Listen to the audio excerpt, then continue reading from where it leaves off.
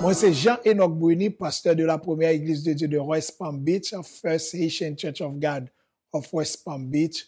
L'aime la caille moi chaque jeudi et chaque vendredi, commencer 8h pour 9h dans la soirée, c'est Koneksyon plus moi branché.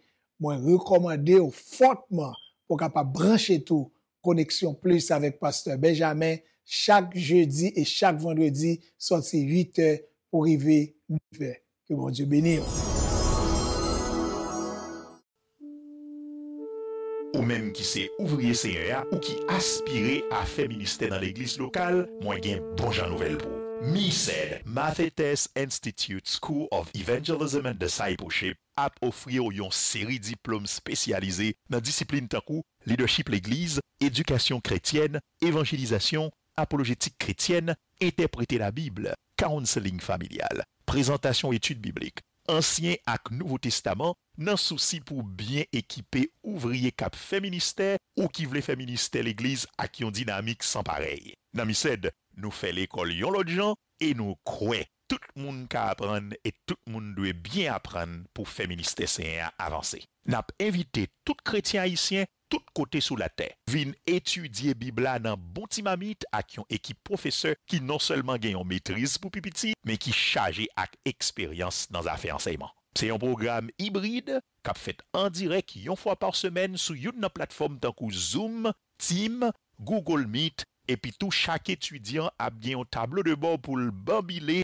et faire devoir quiz ak examen. C'est là tout, il y a bien accès à tout document et ressources pour tout couillot. En plus, document principal chaque grain coup. Kounuyo a fait en créole ak en français et très bientôt en anglais pendant 12 grains de mois seulement. Qui pi bel cadeau qu'a offri tout ak ministère bon Dieu que préparer pour servir royaume Christ là ak excellence et ak passion. Pour inscrire au MISED et joindre plus de détails ak informations, seulement taper mathetesinstitute.com. Youn di lot, MISED, une école pour étudier la Bible avec excellence et passion. Nouvelle session.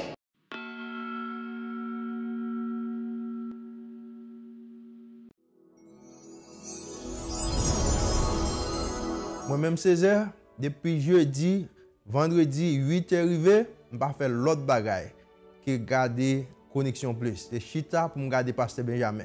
Koneksyon plus.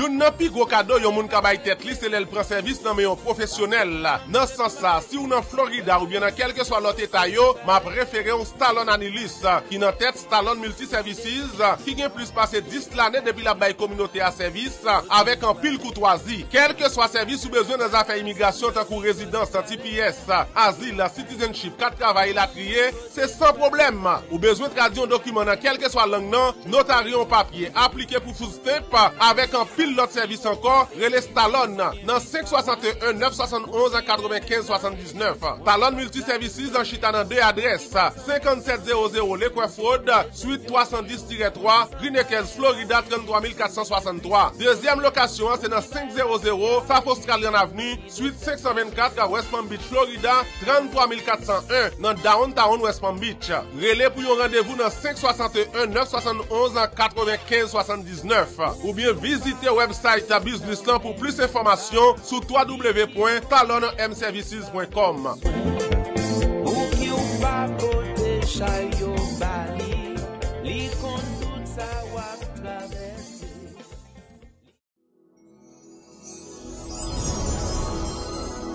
Non, moi, c'est Nicole Alexis. Moi, sorti New York. Chaque jeudi, chaque vendredi à 8h, 9h, moi branché Koneksyon plus. Koneksyon plus, c'est moi-même, c'est vous-même, c'est...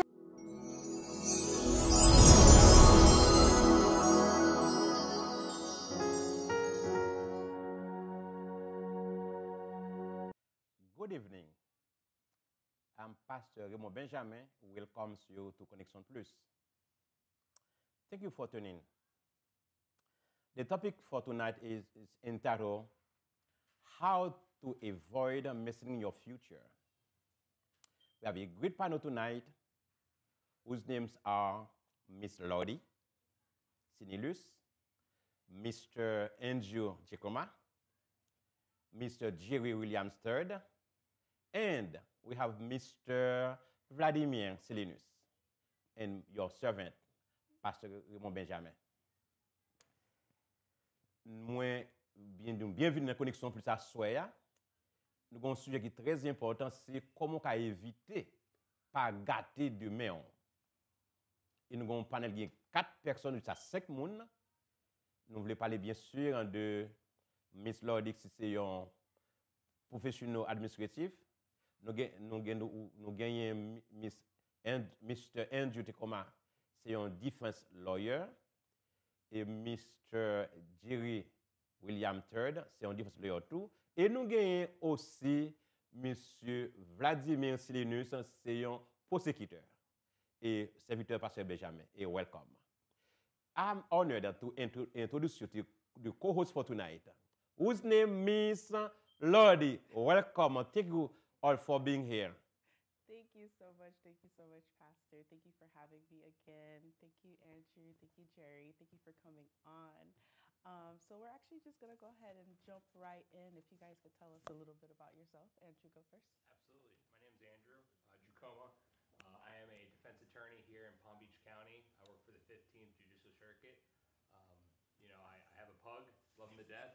I love sushi, long walks on the beach, and the simple things, Right. But I'm happy to be here. Ben is a great man, great mentor, and he's been a pleasure to work with these last up to a year, I think now. So that's all I have for now. Awesome. I'm Jerry Williams III, the defense attorney of the 15th District out of Miami, Florida. I love the beach as well, and I love great food. Being in Palm Beach, you kind of just have to love the beach, right? It's actually a requirement. They don't let you move here without having some kind of appreciation for the beach. So I passed the test. I understand that. And then Vladimir, if you don't mind introducing yourself again. I'm gonna keep it short. Vladimir Selinus, friend of the show. I've been here. I've been on the show before. Love being invited here. If you've watched the show before, you know I'm a prosecutor with the 15th Judicial Circuit. Lordy's my wife, if you guys didn't know. Yeah. The cat's out of the bag. The cat's out of the bag. And I don't think there's anything too exciting about me, aside from the fact that I guess I'm a God-fearing man, and I love my family. So that's pretty much it. That's me in a nutshell. Awesome. So guys, I'm just going to go ahead and jump in with our questions. So being public defender, you guys are tasked with defending the public. So a lot of times it's people who can't afford attorneys for themselves. You guys come in and stand up for them, right? So with that, what are some of the most cases you guys are seeing across your desk right now? So from my perspective, the main thing in county court you see is a lot of, and that's misdemeanor court, right? So not felonies, the smaller, quote unquote, smaller things. A lot of driving with suspended licenses, trespass after warning, some DUIs. As Lordy mentioned, it's defending the public, right? But we actually defend the indigent, right? The poor, people that can't afford a lawyer. So we see crimes that typically happen to those that are homeless, right? That don't have what you call the traditional upbringing. And these things, it's a question whether or not it's crimes that probably wouldn't be prosecuted if it were someone that had money and had a car, again, trespass in city parks, right? Open containers, these kind of crimes. So we see a lot of that. That's a vast majority of what we deal with on a daily basis. And Jerry, I'm sure you have seen the same thing, right? Yeah, trespassing, no licenses, unable to pay the fines, getting behind on the fines, and stuff. If you have money, you'll be able to take care of it. Crimes that affect the poor, like back in Andrew. I can agree. I would agree with that. As far as for me, at the county court level, being a prosecutor, we see all of it. So we see the cases that the public defenders will try and the private attorneys will try as well. There's not a real trend. All the cases that we see, for the most part, are misdemeanors. And if we're talking volume, maybe the most cases we see might be like a no valid or a suspended driver's license. And a lot of what Jerry and Andrew just said is true. Like if you go back, you look at criminal history, or you just look at the client when they're in court, you can kind of tell from their criminal history and just looking at them, and then they do a great job of letting us know some of the background of the defendant, and you can kind of just tell some of their struggles. And some of the things that they do deal with is because of just the start that they had in life. So with that, are there any specific behaviors or actions that are leading to these repeated offenses? So I think the biggest thing is actually inaction, right? We see a lot of the times the system is set up to prevent these people from actually finding the right path, right? Whether it be welfare, whether it be programs set up, whether it be housing or jobs, the system is set up, in my opinion, from my experience, to keep them down. And I think that is they're a victim of their environment, right? I don't think they really do anything that is making it worse. I think the system is set up to prevent them from getting better. Right. And that goes to infrastructure and how can we change that? It's probably longer than this podcast could handle, but I think, in my opinion, that's probably the biggest thing is this inaction, whether it be by government, by police, by taxpayers. I'm not sure, but that's really this recidivism, if you want to call it that, is due to the circumstances and the environment they're in. So coming from that question, right, this one is going to be for you, Jerry. I feel like a lot of these homeless people or people who end up going through this homeless situation, they didn't have the chance to maybe fight for a better life, or maybe somewhere along they went wrong, right? So what would you say to parents trying to avoid their kids from messing up their lives and ending up in these cases where they're using welfare, they're in these systems that are holding them down? I'll just say don't give up on your kid. When your kid reaches 18, he's still a kid. When your kid reaches 25, they're still kids. When your kids are 28, they're still kids. So if you feel like they're going down the wrong path, and they might have at certain times, if you still support your kid through it all, they'll eventually come back home, and they'll eventually get back on the right path, and eventually know they have someone to come home to. Because we all need a home. There's always a place that we need to run to. I appreciate that answer. Do you have a perspective on that? I guess me, from where I'm seeing it, from my angle, the role that I play when a defendant, when a case hits my desk, is I'm looking at victims, I'm looking at the type of offense, I'm looking at the police report to kind of get a sense of what this person did on that particular day. And then I'm looking at criminal history, and I'll call the victim too. I'll talk to the victim, and I'm trying to get a holistic perspective of what exactly is going on. Why is this person doing what they did, and why did they do what they did? And then after I've done that, I got to put my prosecutor hat on, and I got to figure out how do we remedy this situation. First and foremost, I got to look at punishment. It's a deterrence. What can I do to make sure that this person is held accountable for what they did? And then second, I got to look at the victim. If there is a victim in this case, if the victim is Palm Beach County, I got to look at what can I do to make the victim whole. Sometimes it's just that this person has to sit down for a while, kind of think about what it is that they did. And I've never been to jail, but I hear it's not the best environment. And I feel like some time in jail kind of sometimes helps you get a different outlook on things. And then third, I look at the defendant. I look at what kind of programs do we have out there to help them as far as being on a path of rehabilitation. What kind of measures can we take to help them not offend? So I look at it in three folds. The punishment is a form of deterrence for them to say, man, I don't like jail. I don't want to go to jail anymore. I don't like being away from my family. And then obviously, like I said, I try to make sure the victim is involved and feels like they're being heard and, taken care of. And then third, I want to hear from the defendant. Obviously, I can't talk to them directly. So a lot of times I like to hear from their defense attorney, who's, that's their advocate. And they're the ones that'll tell me this person's dealing with this person has this going on, and I take that into perspective. And if there's something out there that I can offer them to help them remedy what the root cause or root issue is, then I offer that. And it's up to them to take advantage of it. Okay, if I may. So a few things. The one thing that kind of stuck with me is this idea of punishment, right? We have statistics. We know for a fact that punishment is not as good of a deterrent as rehabilitation.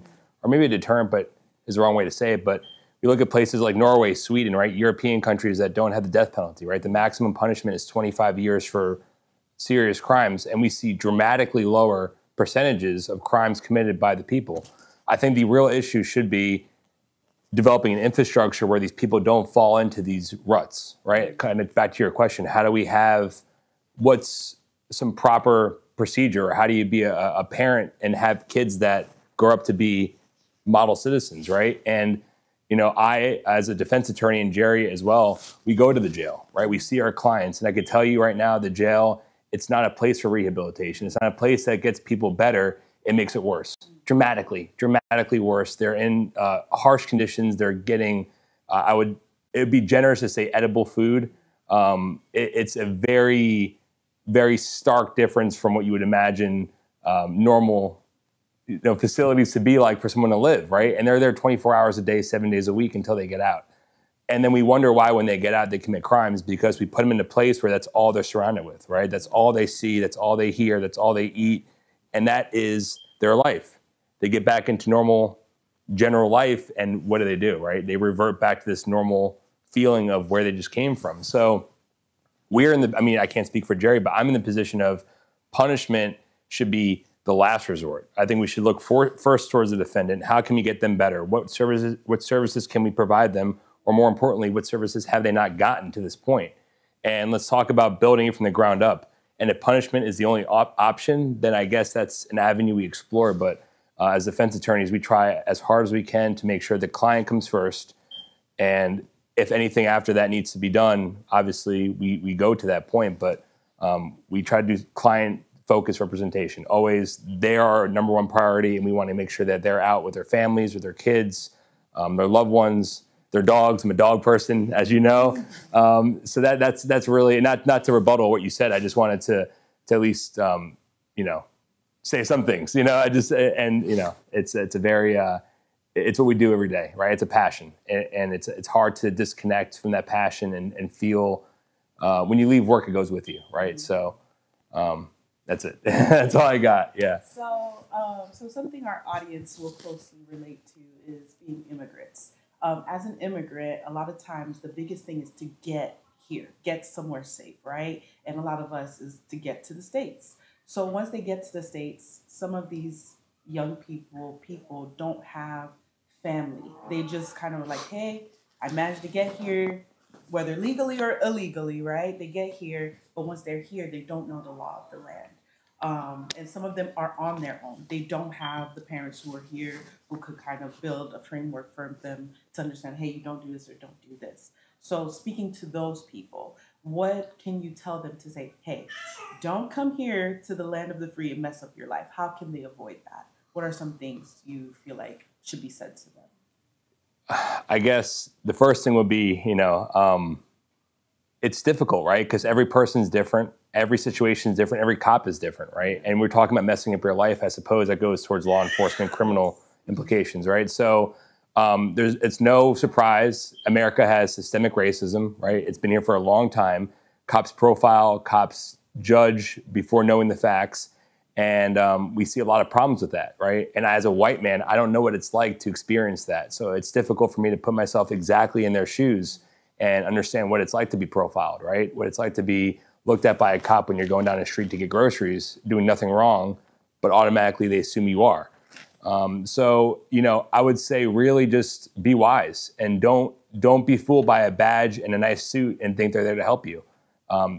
In my opinion, they're not, right? In my opinion, the cops that I see, the clients that I have that get into trouble, they trust law enforcement too much and they get into a mindset of they're there to protect me. Let me make sure that I, you know, give them everything and anything, right? And you could false confessions. You can get yourself into trouble. You could say things that you don't need to say. They could take your friendliness as a sign of guilt, right? Why are they being too friendly? What's going on here, right? So it's a hard question to answer, and there's a lot going on there. I think the main thing is to be wise and to not, don't fall victim to the idea that these things, this law enforcement is really, is there to protect. They're there more to enforce, right? Truly to enforce. So that's my best word of advice in a small 35, 40-second snippet, so. Yeah. So another thing, like being from an immigrant family, I think there is a lot of fear around our police officers, and I don't know if the fear is necessarily from racism, more so like even if they're legal here, there's this kind of hidden fear, like they're gonna send me back, right? And so they're always walking in this fear. So the fact that you're saying that the officer is here to enforce. Correct. Right? So if you're not doing anything wrong and you don't look like you're doing anything wrong and maybe you don't smell like you're doing anything wrong, you can avoid that trouble by being wise. So doing your best to avoid. Correct. Correct. And even with, you know, you do nothing wrong, you seem fine, false identification, right? It happens. I mean, I can't give a number out, but I know that there is false identification. Things happen, right? So, you know, if you were to fall into a situation where you feel like, I'm not sure what to do, the best bet would be to consult a lawyer. Again, we work for the public defender's office, whether it be our office or a private attorney. When in doubt, consult a lawyer, trust a lawyer, whether it be for immigration purposes, civil, right, not criminal, or even criminal. It's always better to give it to the hands of somebody who has, you know, gone through the education and the process of getting barred and knows what to say, what not to say, and let them take care of the brunt of the work, right? Because that's where people get in trouble. They think they can do it themselves, and realistically, it's not as easy as it may seem. So. And don't say anything at all. Keep quiet. So Sally says, si on police j'en prends, just pas dire rien, que le bouche fermée. That's safer than saying something. I'm gonna get question just un avocat parler avec police là.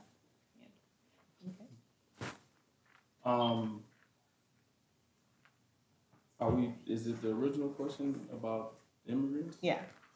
So as far as that, I could say like the fear that you're talking about, I've seen it.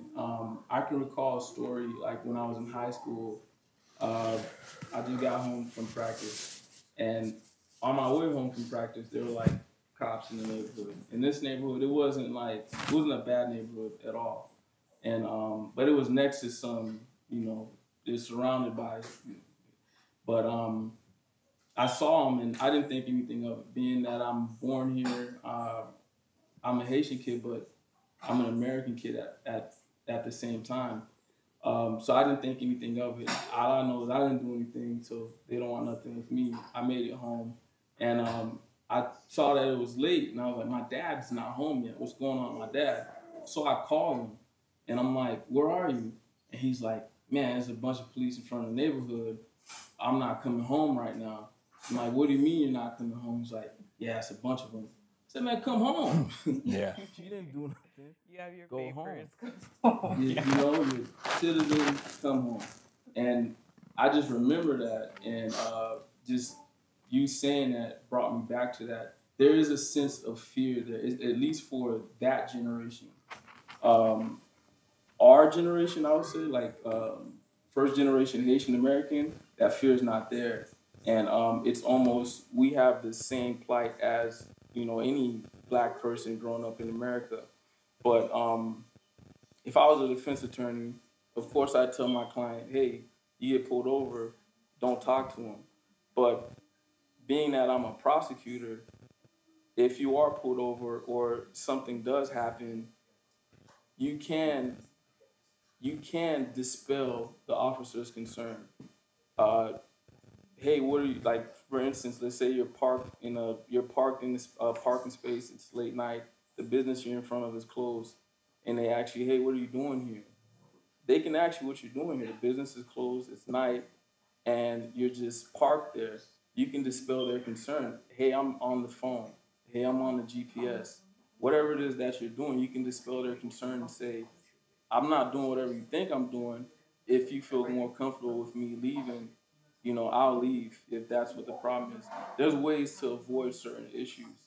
And I'm just coming from that perspective. As far as law enforcement in their role, they are called law enforcement, but everyone knows the old adage is to protect and serve. And honestly, when I see law enforcement, when I see a police officer, the only time I tense up is if I'm speeding or something. It's like, oh crap, I'm speeding. I know I'm doing something wrong, but on a daily basis, if I walk into a Chipotle and I see an officer, I'm not freaking out. They're there to protect and serve. If anything, if I walk into a Chipotle and I see an officer, I might feel even more secure. I know there's an officer here. I know if someone's coming in to do something, they'll think twice because there's an officer there.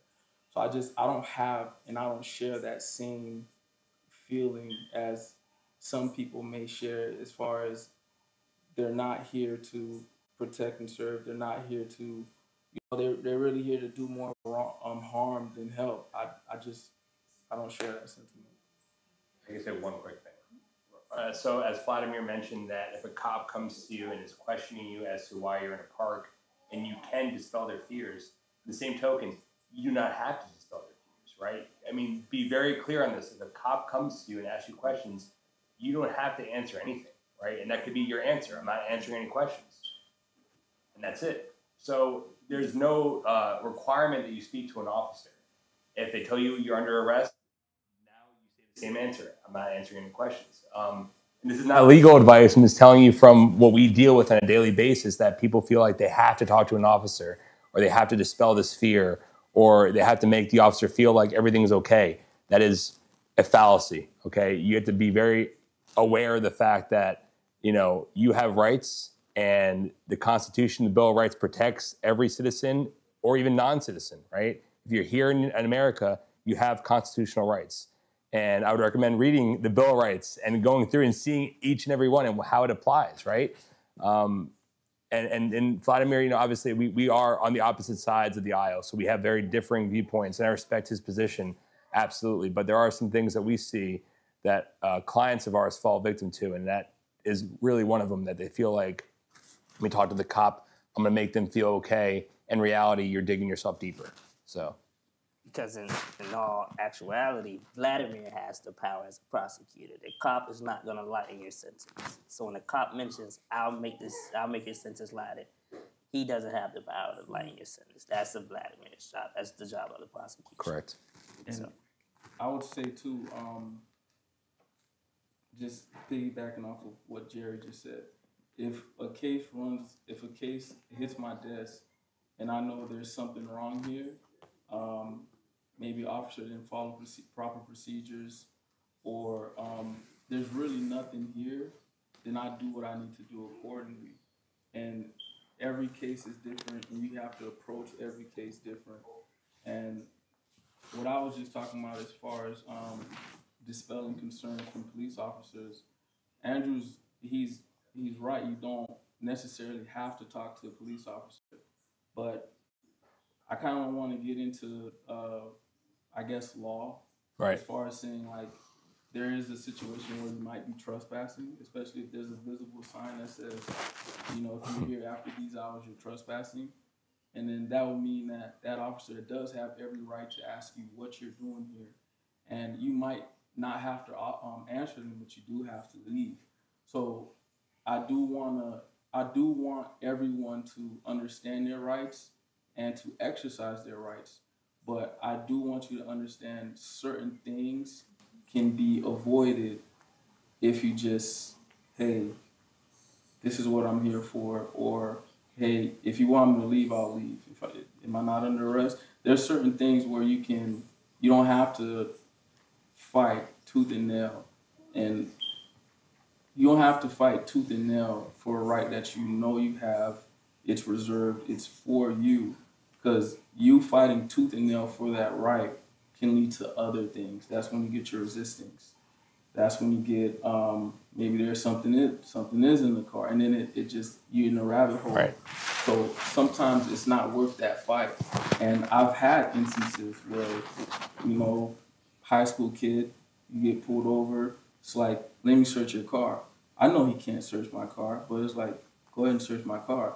And if I knew what I knew now, I'd say no, you can't search my car. I'd leave. And you have that right. You have the right to do that. But what I'm getting at is not just drive away and leave. No, right? Right. Of course. Yeah. No. Of course. To be very specific. Yeah. Like, I don't have to answer you. Drive off. That's not a right you have. Yeah. Right. No, I don't have to answer you, sir. Can I leave? Yeah. Right. Let's be clear. No, I'm not in arrest. What you pull me over for? If you're gonna give me a citation, give me my citation. Yeah. Right. Be on my way. Yeah. Those kind of things. I do want you, because I'm all about the interest of justice. That's what it's all about. The Constitution gives us our jobs, so that's what I'm about. And if exercising your rights to a certain degree will get you into more trouble than you need to be in, and trouble that will probably stick, then you got to ask yourself the question, was that worth it? If you can protect your rights and keep yourself from falling into certain traps, I believe you should do so. All right. Not to cut it off, the conversation is really good. I think we're really blessed that we have both sides of the table here, and we get to kind of pick everybody's brain. I enjoy that. But we are going to have to go ahead and take a quick break, and then we'll be right back. Please don't leave. Stick around so we can finish this conversation. Moi, c'est Jean-Enoch Bruni, pasteur de la première église de Dieu de West Palm Beach, First Haitian Church of God of West Palm Beach. Lèm la kay moi chaque jeudi et chaque vendredi, commence 8h pour 9h dans la soirée, c'est Koneksyon Plus moi branché. Moi recommander fortement pour capable brancher tout Koneksyon Plus avec pasteur Benjamin chaque jeudi et chaque vendredi, sorti 8h pour arriver 9h. Que bon Dieu bénisse. Ou même qui c'est ouvrier CEA ou qui aspire à faire ministère dans l'église locale, moi gen bon jan nouvel pour. MISED, Mathetes Institute School of Evangelism and Discipleship, ap offrir yon série diplôme spécialisé dans discipline tankou, leadership l'église, éducation chrétienne, évangélisation, apologétique chrétienne, interpréter la Bible, counseling familial, présentation études bibliques, Ancien ak Nouveau Testament, nan souci pour bien équiper ouvrier kap fait ministère ou qui vle fait ministère l'église ak yon dynamique sans pareil. Nan MISED, nous fait l'école yon l'autre gens et nous croyons tout le monde ka apprendre et tout le monde doit bien apprendre pour faire ministère saint avancer. N'a invité tout chrétien haïtien tout côté sous la terre. Vin étudier Bibla dans bon timamite ak yon équipe professeur qui non seulement gagne en maîtrise pour pipiti, mais qui chargé ak expérience dans affaires enseignement. C'est un programme hybride qu'a fait en direct une fois par semaine sur une plateforme tant que Zoom, Team, Google Meet, et puis tout chaque étudiant a bien un tableau de bord pour le bambiler et faire devoir, quiz ak examen. C'est là tout, il y a bien accès à tout document et ressources pour tout couillot. En plus, document principal chaque grain coup. Kounuyo a fait en créole ak en français et très bientôt en anglais pendant 12 grains de mois seulement. Qui pi bel cadeau qu'a offri tout ak ministère bon Dieu que préparer pour servir royaume Christ là ak excellence et ak passion. Pour inscrire au MISED et joindre plus de détails ak informations, seulement taper mathetesinstitute.com. Youn di lot, MISED, une école pour étudier la Bible avec excellence et passion. Nouvelle session.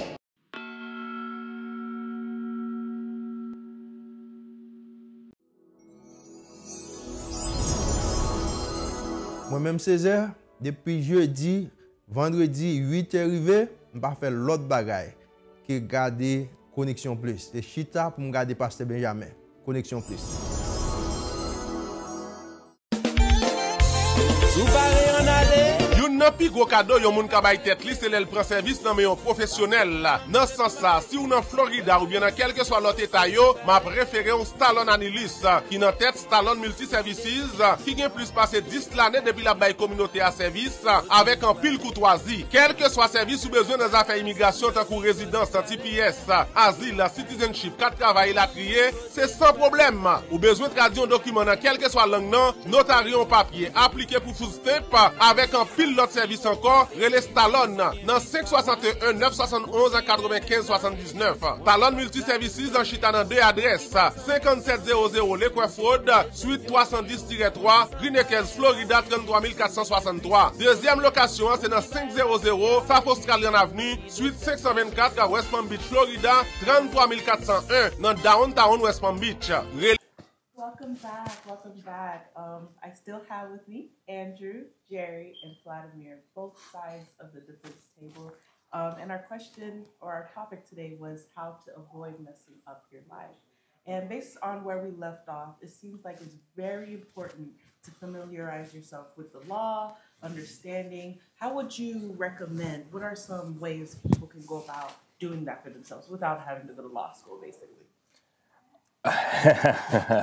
Yeah, I thought I knew enough of the law before I went to law school. Even when I graduated law school, I thought I knew a lot. Or even when I passed the bar, I thought I knew a lot. It really took me some time in court and seeing these common things coming back and forth and practice, right? Like, how is it really done? It's one thing to read a case and to know the case law and to know the actual law itself, but to see how a judge will rule, right? Or how a state attorney is going to come out in rebuttal, or how a plea offer is going to look. It's all very fluid. So to answer your question, it's really hard because I'm still learning, right? I'm still learning every day, and that's why I love this job. Is it's so dynamic and it's a moving target. You never really, in my opinion, humbly, you don't get a full grasp of it because it's always changing, right? You have the Supreme Court turning over cases or granting cases, and it's a very dynamic field. So trust an attorney. Hire a really good attorney. Hopefully you don't need one, but delegate, right? When you have problems or you have issues, don't be in this mindset of, I can go online and look up the law, because in practice, it may be completely different, right? And when you actually go to court and you're trying to put it into, this very specific, important time in your life, it can mean, freedom or not. So I would say trust an attorney, trust the judgment of who you have, and fingers crossed, send it, I'll pass. As far as learning the law or keeping yourself up to date on the law, like Andrew just said, it's dynamic. It's always changing, and all you can do is just follow that stuff. And I think the no valid law is changing. The no valid in the U.S. law is changing. Not to kind of get into the weeds, but the way no valid driver's license in the U.S. work is when you get a certain number of them, each one separately, you have to do a minimum 10 days jail, or you get tagged as a habitualized offender, traffic offender. And it used to be that they only counted the suspended licenses, but now they're going to start counting no valids. Rumor has it. And I don't know if they're going to start counting them like interchangeably, like it would be like no valid, that's one, US 2, no valid. I don't know if they're doing it like that or if they're keeping it individualized with each individualized category. But it's things like that, and it's coming soon. And I would just say to someone, if you're interested about a certain area of the law, pull the statute. It's on Google. Right. Pull the Florida statute, read it. You might not understand what the heck it's saying. We don't understand sometimes. We got to go and read cases and see how a certain ruling on a case interpreted the law. And then you'll read another case that says the complete opposite. Right. So that's when the argument comes into place. But just read it. Just read it. Follow the new trends. Follow the Supreme Court rulings, and just educate yourself on it. And that's the best way, I would say, to know the law. And if we don't want to get too by the book, I'll say follow your gut. most of the times you know when you're doing something wrong. So don't overthink it. You know you're doing something wrong. Just follow your gut. Just avoid it, right? And yeah, stay true. If you're religious, you know you follow the Bible. If you the Quran, just follow your gut. Just 16 commandments, whatever. Follow your gut. So going off of that from religious, what would you say are what role does accountability play in keeping yourself out of legal trouble, and how does one hold themselves accountable?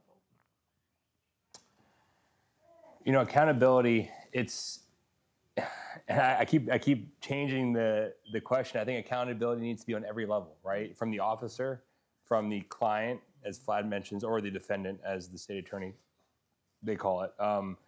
The attorneys, right? The judges, accountability across the board, right? There can't be this one person that's expected to uphold this, you know, internalized vision of themselves. I think everyone needs to be aware of their role and what they play in this situation. So it's hard for me to say that, you know, a person needs to be accountable.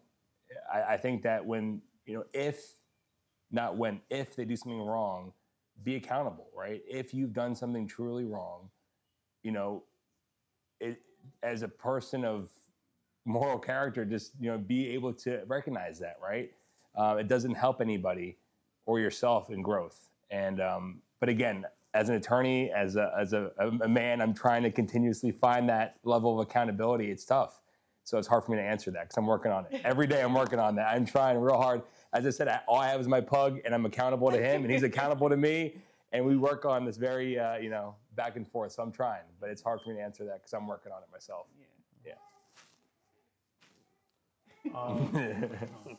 I would say, as far as accountability, I try to lead by example. So if I get something wrong, and I guess I've been like that for as long as I can remember. If I get something wrong, I want to be the first person to tell you I got it wrong. I don't want you to tell me I got it wrong. I'll tell you. I'll come find you. I'll go out my way and find you. Say, hey, I got this wrong. This is how it should be. And I'm doing that because I expect that in return. So that's my take on accountability. And I think everybody should be doing that. Everybody, no matter what you do in life, no matter where you are in life, if you do something wrong, own it. And I think it's important because if you're somebody of influence and you do something wrong, people are following you, people are watching you, and they're probably doing the same thing you did wrong. And you have a duty to those people. You have a duty to the people that find how you live or what you say to be important. You have a duty to tell these people, hey, this was my perspective then. Come to find I'm wrong, and here's why I'm wrong. That's my take on accountability. So, how can someone rebuild their life after they find themselves in legal trouble? I know initially you said a lot of times when people end up in jail, there's this repeated cycle where that's all they know. But how do you break that cycle from the stance of the person who did it? Not just saying, hey, we shouldn't put them in jail, but now you've been to jail, now what? Again, it's a tough question. It's a great question, but it's very difficult, right? Everyone's different. You know, in my life, I find that, you know, relying on family, friends. I'm very fortunate. I have a phenomenal family.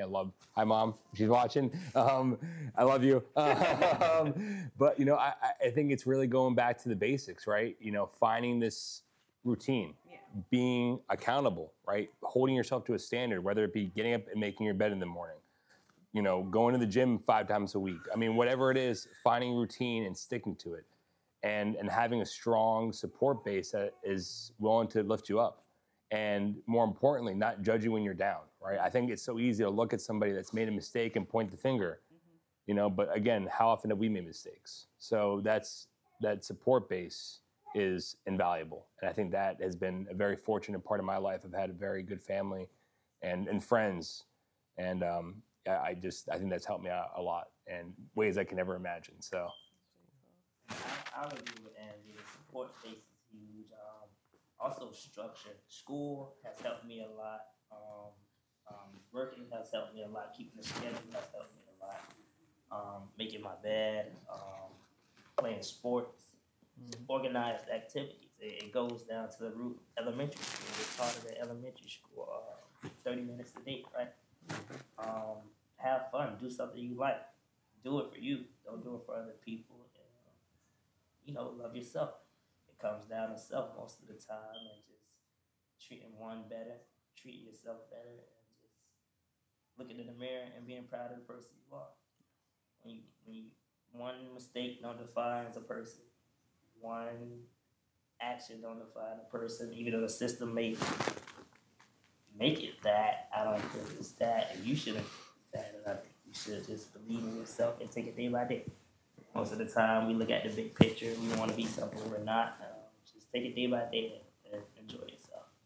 Are you aware of any systems in place that people can go to, like once they do come out of jail and they're trying to get back on their feet? Is there any programs you guys are familiar with? We have a very large department set up for people that need housing, whether it be, food, jobs, as I mentioned, housing, these things that are common with our clients, not all of them, but some of them. And they do a phenomenal job. I mean, that's their passion. They're there for a reason, and they really work hard to make sure that those that need it get it, right? Or we get them in touch with people who could provide it. And I think that is a massive help, and it really does lend a hand. And even on that, we also talk, in that aspect, mental health, right? Mental health is a huge issue that's often overlooked. And, we're finally getting to a point now where we're really realizing how critical it is. We're seeing people come back in over and over and over a lot, and it's not some kind of mistake, it's mental health, right? So I think addressing that and making sure that that's also taken care of. Physical health, mental health, same thing, right? So we have a lot of resources available for that, and it goes across Palm Beach County, and they are top notch. So just to piggyback off that, I think we should go back to before the arrest. YMCA. I was a part of Big Brother, Big Sister. Yeah. And that was huge for me, where you'll get a mentorship. I remember in middle school, we had a program where we'll connect with the Miami Hurricanes player. And you get your own football player. And they were mentors, and, just being so close to them. One, you see them in person, then the next day you see him on television. Yeah. I know this guy. He had lunch with me. He sat down with me. He made me feel special, right? Just coming from a background of a fatherless home. With that, I just not want to be seen or not being seen, not feeling seen.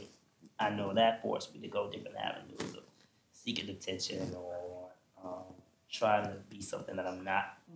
And those programs kind of helped me prepare to where I'm at today. I feel like that's really good advice, even for parents, just to keep your kids busy, right? Making sure they're involved in these mentorships. And that is so cool. Like, you're having lunch with me and now you're on the TV. I'm famous too. Yeah, exactly. Yeah. I touched his elbow. But no, that's really cool. And that's a good idea. I feel like something that our culture sometimes lacks is those extracurricular activities. A lot of times there's emphasis on like school, home, school. Yeah. But things like that do keep you out of trouble because kids have a lot of energy. And that is a great way to like avoid messing up your life. But with that, I do want to ask, like, how would you answer that? If someone was like, hey, how do I not mess up my life? How would you answer that? Which stage? Yeah, exactly. What is messing up a life? I mean, a life is a long time. 15, 32, Yeah, it's 99. I mean, yeah. Qualified I feel like it's a long. I mean, life. I mean, I'm 31, right? I'm I got a lot. Hopefully, a lot more to live, and it's just if you were to make a mistake, I mean, I don't care how old you are. Everyone deserves forgiveness, right? I mean, truly, everyone deserves forgiveness. So in my mind, no one really messes up their life. Maybe society standards, right? If you don't have the car and the boat and the, whatever, right? That could be messing up your life, but finding happiness within your own self and not looking at this false reality set forth by social media and by TV and what have you, and finding happiness within, right? And being content with where you are at and who you are and who's around you and loving that. And obviously being ambitious is important, right? Wanting more is important, but don't fall victim to this unattainable goal that, you know, many of us will never reach, right? I'll probably never have a yacht. As much as I want one really bad, It's but still early. yeah, exactly. I got some time. If Dogecoin hits $1, but if or Shiba, but yeah, I'm sorry. But either way, like I said, I think it's finding happiness within yourself and really being, you know, I'm not gonna say complacent because that has a negative connotation. I think being content. Yeah. Being content, right? Being content and really knowing that, you know, you have enough and you have the tools to be happy, you know? And in today's day and age, everyone wants to get rich quick. There's no such thing. Yeah. Okay, you have to do the work. There's no such thing as getting rich quick. I think, love yours and just be happy with who you are. And sometimes it may be slow, and there will be 1, 2, 3 years where you might not think you're doing something, but you really just taking the right steps in the right direction. And most of the time, that's what's important. And eventually, you'll get to the mountaintop. That is a tough question to answer. How to not mess up your life, Right? But if I could think about me personally, my wife knows this too. Just growing up with my brother, for instance, got himself in a lot of trouble. He always used to get himself in a lot of trouble. And I noticed at a very early age, it was the people who was around him. Not to say he didn't have a mind of his own and he didn't take those actions under his own will, but just influence, man, influence. Just the old saying of birds of a feather, just being around the right people. And I think it's tougher as a kid sometimes to be around the right people. And by right people, I'm talking about wise counsel, like adults. Like sometimes as a kid, you're stuck with some of the adults that you're around. But the friends, you can make better choices as far as friends. But as a kid, I would say what I did and what kept me out of a lot of trouble, because even now, like being that I'm from Palm Beach County, I see classmates come in the courtroom as defendants. Certain cases I had, and the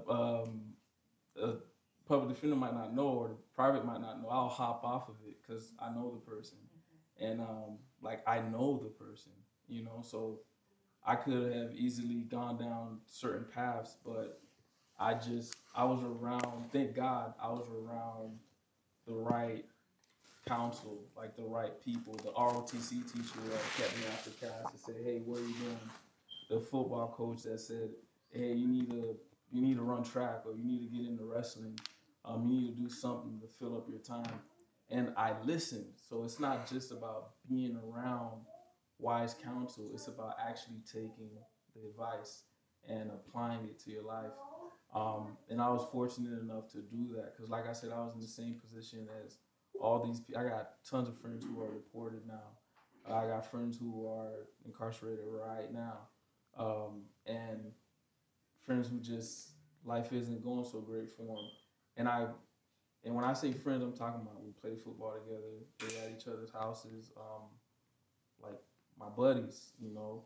And I could have easily been down that path had I not seek wise counsel and actually apply it. So that's what I would say, is to seek wise counsel and to surround yourself with people who are trying to just do better. Because as much as you are an individual, influence is real, you know. So that's my take on it.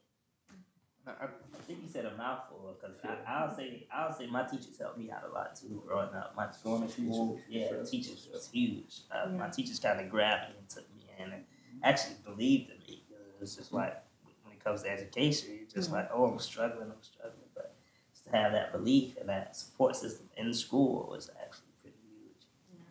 That's cool. And now you made them proud. You're a whole attorney, Gee, man. right? But something that stood out to me that you said was the fact that a lot of times people don't believe that they're going to get caught, right? So, or the getting rich quick scheme, right? So I think that's a big thing too. It's like, even though you may not get caught today or tomorrow, there's a slight chance you'll get caught the day after that, right? And so maybe keeping yourself out of trouble while that's good. Something I did want to ask is, has there been anyone who you've experienced who like not messed up their life, but got in some trouble and then afterwards were able to turn their lives around? Any stories you guys can share? Or good rehab stories? I think he has a case for you. I'm thinking. I'm trying to think. It's just Bryson. Yeah. So I had a client that was in some pretty questionable things. He got a break, and I say a break generous. Oh, not it's me. I say a break, and from the state's attorney's position, I think it was justified. But either way, we'll agree to disagree. But he received a very nice offer, and he was able to do what I didn't think was possible. I mean, because he came from a position where it was his mugshot was horrible. The crimes he was alleged to have committed were pretty bad. And on paper, you would look at it and say, this guy he's done, right? He ain't going nowhere. He's done. And he did a 180. He did a 180, and he not only physically looked better, he had a great job. He had a beautiful girlfriend. His life skyrocketed. I mean, everything about his trajectory went 180. So I saw it firsthand, which was pretty awesome to see, and I had a hand in it. I mean, mind you, I had a very minimal hand. It was his hard work and his determination to change, and that's what made the difference. But you know, I got to see the effects and the outcome from his work, and it was really cool. But you know, that's on him, and I have no idea how much work he had to do internally to get to that point. By the time I met him, he had already pretty much gotten over the hump, I think, right? Because there's some stuff that happened before. Not to get too much into it, because I don't want to go into the facts of the case, but he did a 180. I'll say that. It was impressive, yeah. That's really cool. That's really cool to have some stories like that. Yeah. Did you have anything you'd like to share, Gary? Been an attorney for 2 weeks. It's still fresh. It's still fresh. An attorney nonetheless. Okay? Yes. Right? He still made it. He got it. All right. That's the most important thing. And then, do you have any final words? I did want to ask, and I don't think we got a chance to ask it. It should have probably been asked in the beginning, but what made you choose to become a public defender? Because I was almost a public defender. Right. What made you choose to become a public defender? I wish I didn't have my shirt. I have chills from this question, okay? I worked private, and I worked in civil law for a year after law school. I interned with the public defender's office my second summer of law school, and it was the most amazing experience of my life. I found passion, I found hard work, I found, purpose. Capital P purpose. This is it, right?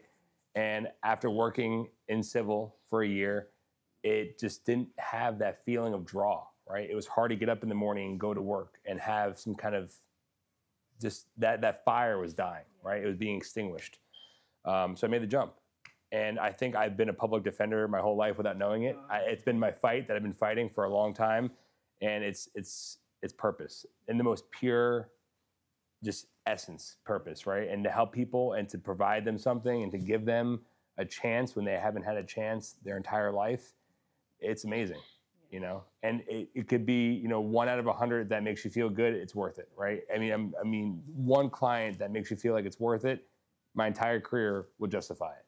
So, and I've already had many. So I've had many of these clients that come back, as I mentioned, the one we just talked about. That was like an aha moment. Like here I am, I'm doing something, right? I'm actually helping somebody. As minimal as my role may be, I was part of the story. Yeah. And that to me is worth everything, right? I've searched my whole life for this, and I finally found it, so. And they're truly blessed to have you. Yeah. You do sound like you're right there in your car. Yeah, I love it. To hear that. Yeah, I can agree with Andrew. It's easy to wake up in the morning. I did find that purpose, but for me, my story was a little different. Like I said, my dad was incarcerated, and I used to go to court with him. And just seeing his fight since I was 6 or 7, then it became a family fight, and then going to the courthouse, it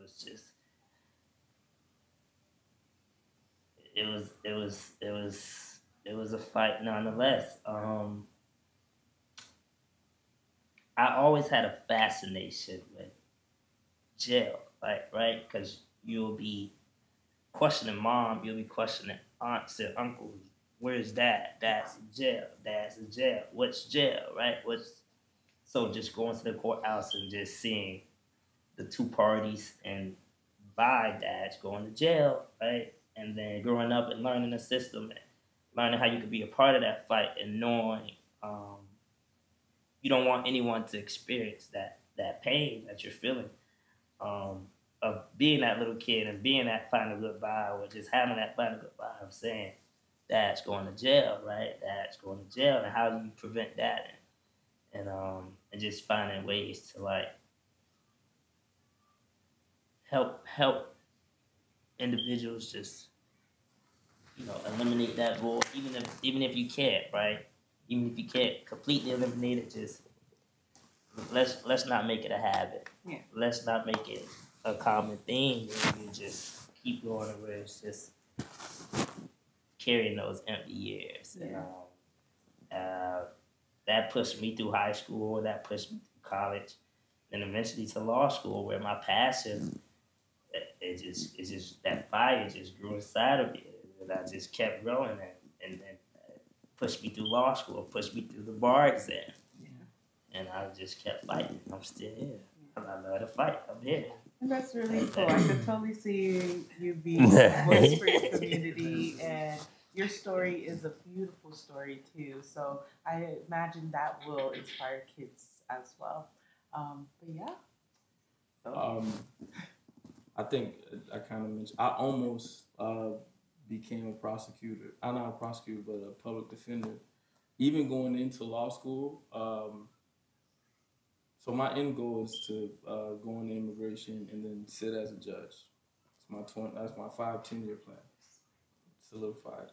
But going into law school, I always knew I'm going to be a public defender. And a lot of it has to do with just background, people I grew up with, watching my brothers struggle, friends, their struggle, and understanding how the law can be weaponized to, lock somebody up. And because of that, I wanted to be not a prosecutor, but I keep saying prosecutor. I wanted to be a public defender. And as you know, like I said, I'm a God-fearing man. I pray for what I got. And I thank him for what I don't got, because that means I don't need it. And applying for all these positions, when I got the position here, I immediately understood why he didn't allow me to become a PD. It's because I'm a prosecutor. Like, through and through, I'm a prosecutor. And I think what I'm trying to do for the community is best served as a prosecutor. And I think as a prosecutor, I can do some of the things that I probably would have done as a public defender. Like I said, if something comes across my desk and if something is wrong, like if this is not right, I have the power to, to deal with it accordingly. And at my core, I love making things right. And I think as a prosecutor, I get to make things right. I get to make sure the victim is made whole. I get to make sure that I can address this defendant's issue and hold this defendant accountable.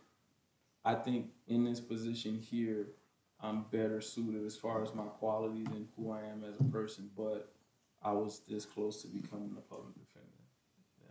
Still have you, man. You'll come back. If you ever want to come, I'm just saying, man. So we always have room for you. So I was gonna say it's no accident. The Lord orders our steps, and we can tell you are perfectly suited for your role. But I did want to thank you for sitting in with us. I am gonna go ahead and welcome back the pastor. See you at home.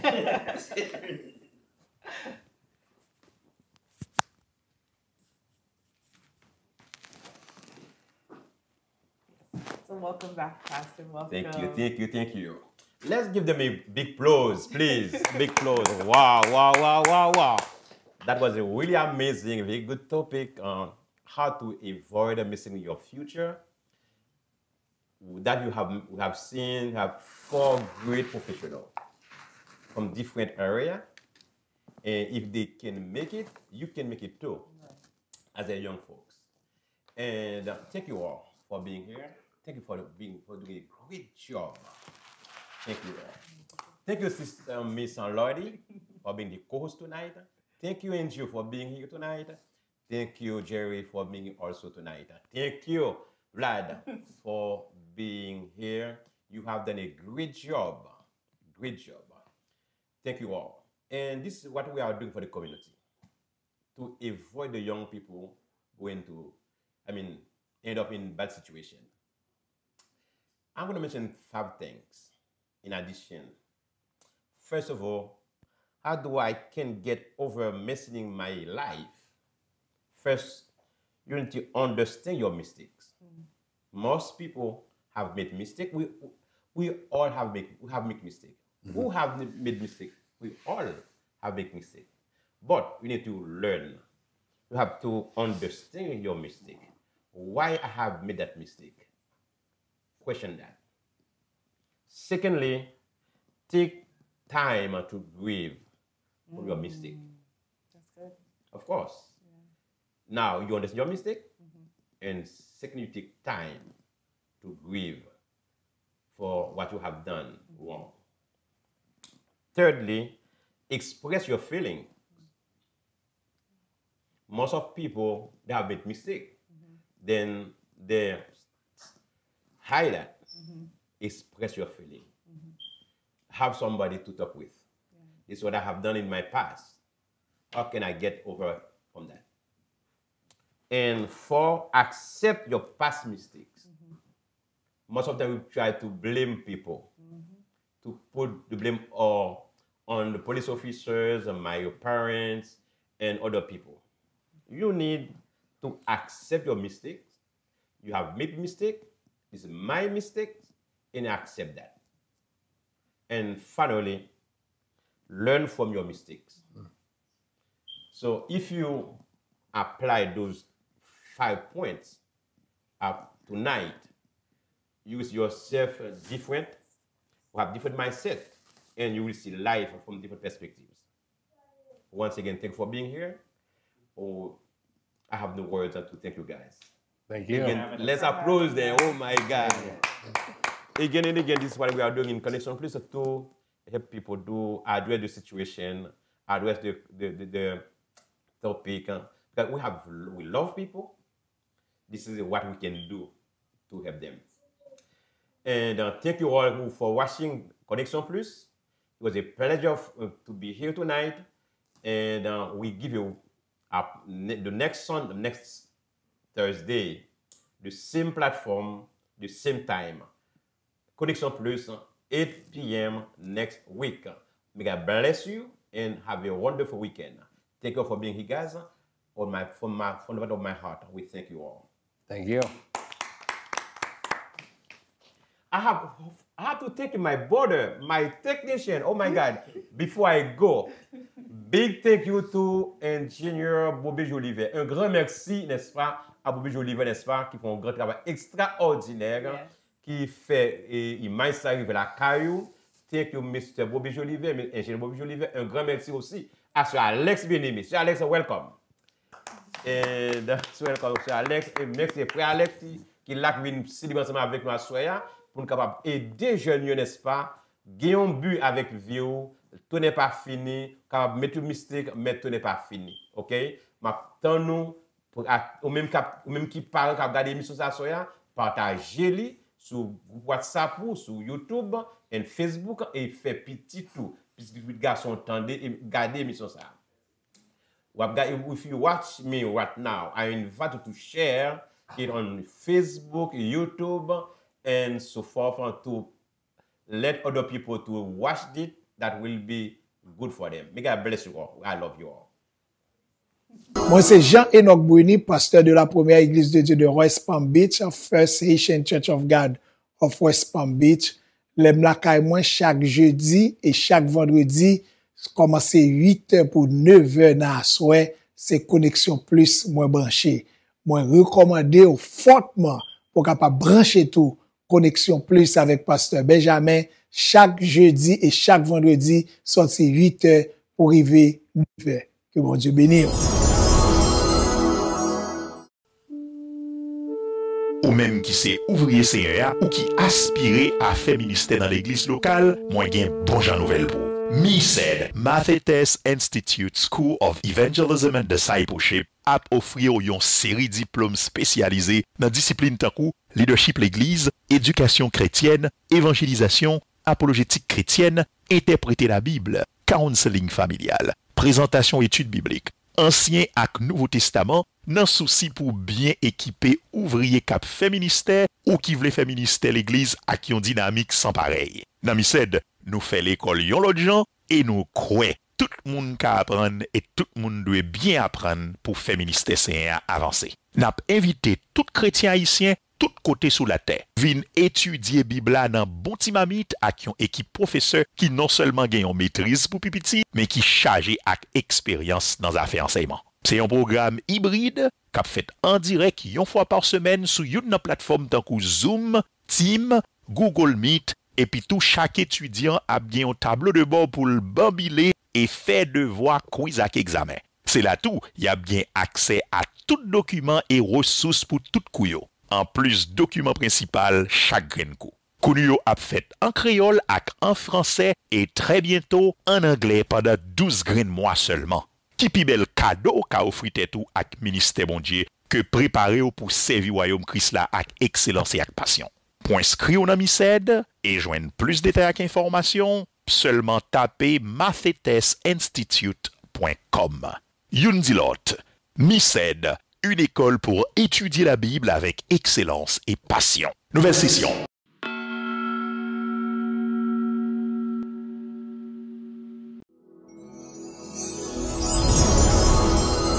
Moi-même 16h, depuis jeudi, vendredi 8h arrivé, je vais faire l'autre bagaille que garder Koneksyon Plus. C'est chita pour me garder Pasteur Benjamin. Koneksyon Plus.